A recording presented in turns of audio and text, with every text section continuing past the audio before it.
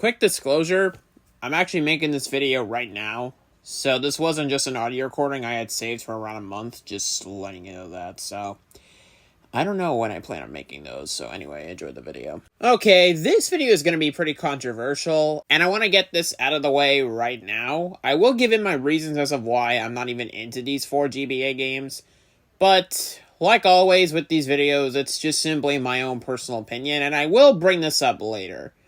So anyway, Mario on the GBA wasn't really something I did that much. I love the Game Boy series. Well, the GBA is easily my favorite. Fantastic graphics for... Actually, it depends on what game we're talking about. But anyway, fantastic graphics, great sound design, iconic games, just... Man, I could go on. Now, I have heard about a fair amount of Mario games as a kid, like maybe 2 or 3. Keep in mind, I actually never owned a GBA as a kid, because, well, I mainly had to play on my DS, and, well, my cousin had, like, 2 GBAs back when we were kids. And, yeah, I remember playing some games with him at the time. In fact, a fair amount of the games he actually did play, I did buy at some point in my life. But for these 4 games, I have never even heard of them until they got added to GBA Switch Online, and, please hear me out when I say this. When these 4 got added to GBA Online, I stopped less than 5 minutes in on all 4 of these games. Do you want to know why? Because they are just ports of other games.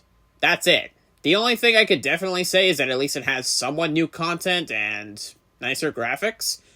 But let me just talk about this. Let me make myself clear here. I don't mind ports of other games being on other systems at all. I think it's actually a nice idea. Xenoblade Chronicles is actually a great example of this. It first came out on the Wii, and then it came out on the new 3DS XL specifically, and I think 2 years ago it came out on the Switch. Which, the 3DS was an odd-ish kind of way to port the game, but it was pretty well intentioned, even though you had to buy a specific system for it.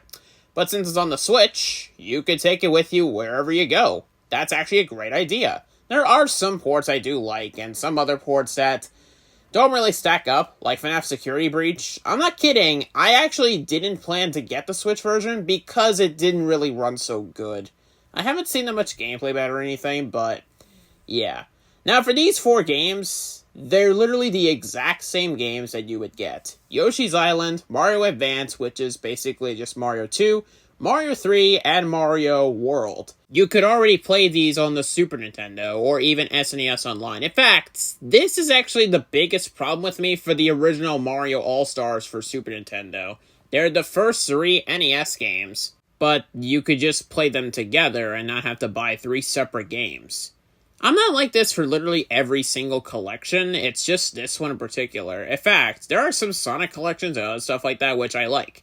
But for this one, I'm not saying it's bad, it's just kind of pointless, really. Now, look, I can understand if this was maybe just because they wanted to boost the graphics. I mean, hey, there are some ports of other games that actually were made specifically as a remaster. Like, look at Final Fantasy VII. The remake looks fantastic. Or maybe they did it for the anniversary at the time or something like that, I don't know. And before anybody asks, I never intended to play All-Stars.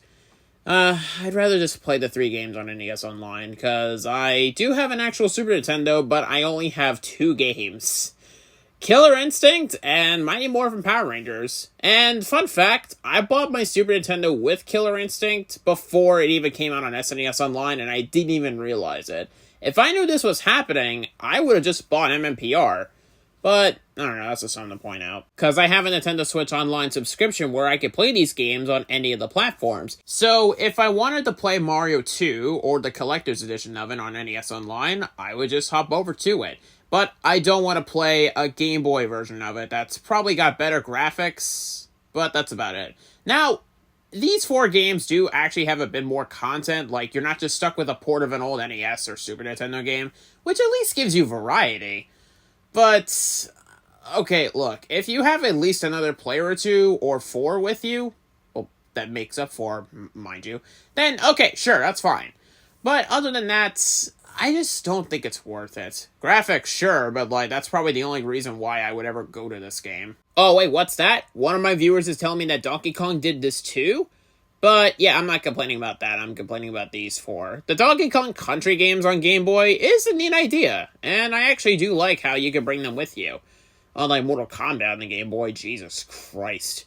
But anyway, no, I'm not ranting about Donkey Kong. Neat idea. I'm just talking about these four Game Boy Advance games. Not games that came out on the very first generation of the Game Boy, mind you.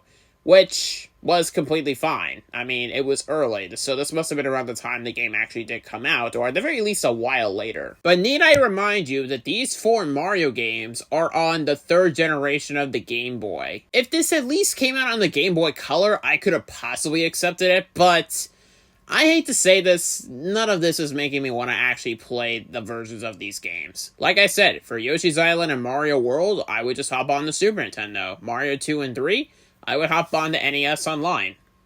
Same for the SNES Online, by the way. Okay, so you remember how I mentioned that I would save the opinion part for later? I'll mention it here. Like I mentioned, like always with these types of videos, it's simply my own personal opinion. If you like these versions of the games, then that's fine. Also, if you actually grew up with these games and they're nostalgic to you, then that's fine, really. Who am I to judge? You know, if you were a kid and you had a GBA growing up and you actually really liked these games, I can completely understand and actually respect that. But in my opinion, I'm not saying these are bad and you shouldn't buy them and they're worthless pieces of plastic or digital copies on Switch Online. No. I'm just saying they're pointless, in my opinion.